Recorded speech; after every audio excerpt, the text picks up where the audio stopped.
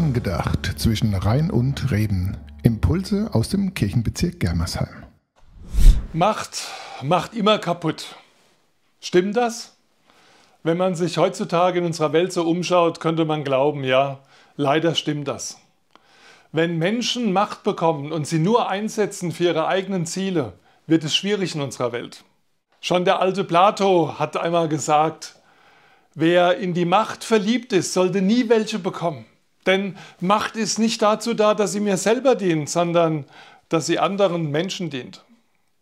Ich bin fasziniert davon, wie sehr das Evangelium genau das widerspiegelt. Am kommenden Sonntag ist Palmsonntag.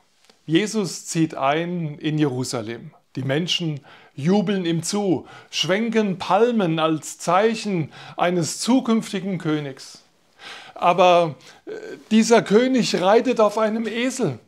Er benutzt das Tier der einfachen Leute. Er zeigt vom Anfang an, ich bin ein anderer König. Ich bin nicht da, um zu herrschen. Ich bin nicht da, um meine persönlichen Ziele durchzudrücken. Ich bin da, um euch zu dienen.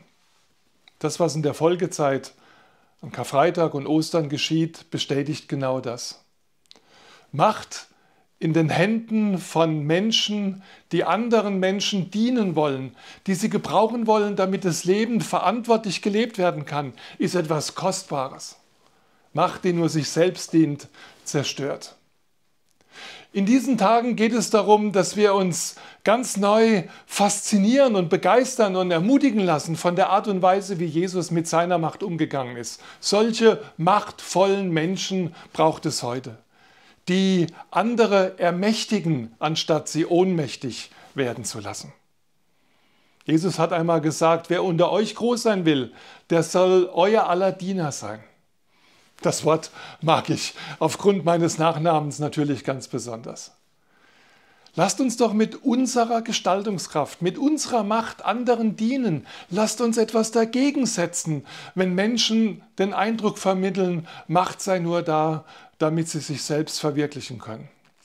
Ich wünsche Ihnen in dem Sinne einen wirklich gesegneten Palmsonntag und gute, machtvolle Erfahrungen. Angedacht zwischen Rhein und Reben. Impulse aus dem Kirchenbezirk Germersheim.